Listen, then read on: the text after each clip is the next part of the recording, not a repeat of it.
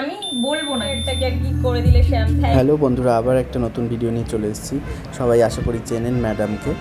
তো madam service নেবে, ম্যাডামের এক্সপিরিয়েন্স আমাদের সাথে শেয়ার করবে। তো তোমরাও শোনো, কেমন লাগলো জানিও।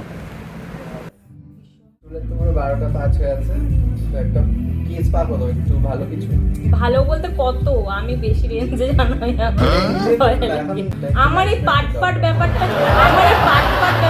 কবে কিভাবে মানে যাবে সেটা আগে বলো। ওই জন্যই বলছি কবে যাবে করতে হবে স্পা। পাটটা যতক্ষণ মেইনটেনেন্স করতে হবে তোমাকে। আমি করতে পারবো না, আমার সময়ই নেই।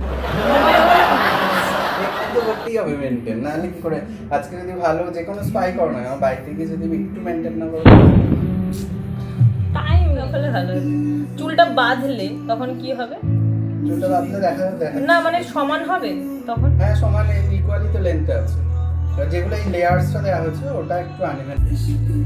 কি ছিল আমার হেয়ারটাকে আর কি করে দিলে শ্যাম। থ্যাংক এখন ইউ দেখো সো ধরা মাচ। যাচ্ছে চুলটা, ওটাই তো আমি তো আমার পসিবল ছিল না ওটা ঠিক করার। হাত যখন যাচ্ছিল না। ভাবলাম যে নিজে এত কেন কষ্ট করব, তোমার কাছেই আসি। ওয়াও, লুকই চেঞ্জ হয়ে। আমি বলবো না কিছু, কারণ তুমি যখন ভিডিওটা পোস্ট করবে সবাই দেখেই বুঝে যাবে আমি কিরকম হেয়ার নিয়ে এসেছিলাম। আর আমার এখন হেয়ারটা তুমি কি করে দিয়েছো। Thank you so much. ঠিক আছে, ভীষণ সুন্দর হয়েছে। আমি এক্সপেক্টও করতে পারিনি যে এরকম হবে। আমি একটা জিনিস নিয়ে এসেছিলাম আর তুমি আমাকে এত সুন্দর সবকিছু পারফেক্ট করে দিয়েছো। আমার ভীষণ ভালো লেগেছে।